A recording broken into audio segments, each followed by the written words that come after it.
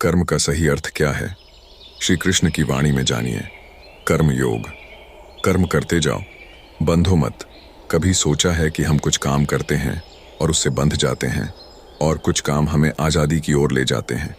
असल में फर्क उस भाव में है जिससे हम काम कर रहे होते हैं।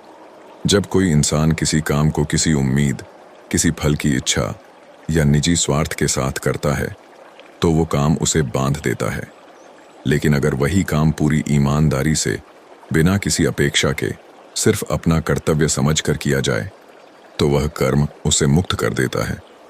इसे ही श्री कृष्ण निष्काम कर्म योग कहते हैं, यानी ऐसा कर्म जिसमें फल की कोई कामना नहीं हो, बस कर्म किया जाए क्योंकि वो धर्म है, कर्तव्य है। फल की आशा क्यों बांधती है? जैसे ही हम काम के बदले में कुछ पाने की उम्मीद जोड़ते हैं, हम बंध जाते हैं।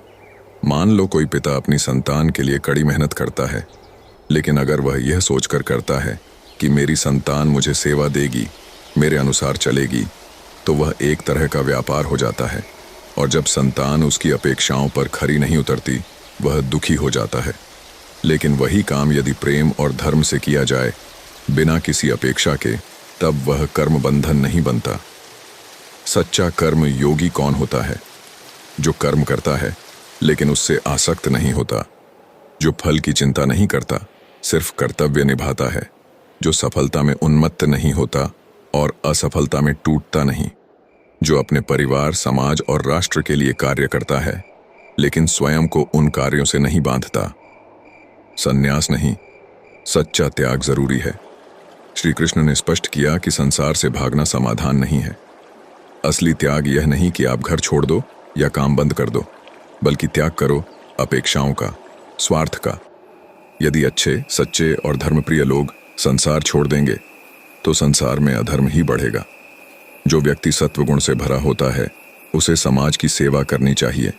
संसार में रहते हुए ही त्याग और प्रेम के साथ कार्य करना चाहिए।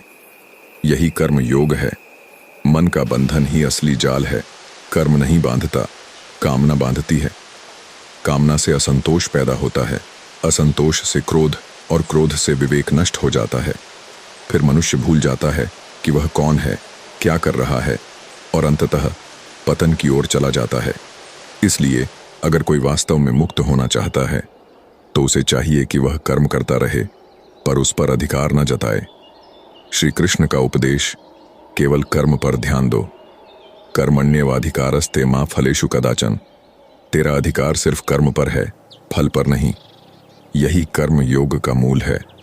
यदि हम इस भाव से कर्म करें तो हम न केवल पाप से बचते हैं, बल्कि असली आत्मज्ञान के पथ पर भी बढ़ते हैं। आधुनिक जीवन में कर्म योग का अर्थ आज के जीवन में भी यही शिक्षा लागू होती है। काम करो लेकिन परिणाम को भगवान पर छोड़ दो। मेहनत करो लेकिन खुद को उस नतीजे से मत बांधो। अपने बच्चों, समाज और राष्ट्र के लिए कार्य करो, लेकिन उस कार्य से अपनी पहचान मत जोड़ो। तभी तुम सच्चे अर्थों में कर्मयोगी बन सकोगे। जय श्री कृष्ण। हर कर्म को पूजा बनाओ, हर सेवा को योग बनाओ। जब कर्म में प्रेम हो और फल की अपेक्षा न हो, तब वही कर्म योग बन जाता है। श्री कृष्ण का यही संदेश आज के जीवन में सबसे ज्यादा जरूरी है। संन्यास मत लो, सेवा करो, समाज में रहकर धर्म निभाओ। यही है असली मुक्ति का मार्ग। अगर आपको यह वीडियो प्रेरणादायक लगे तो लाइक करें, शेयर करें और चैनल को सब्सक्राइब करना ना भूलें। जय श्री कृष्ण।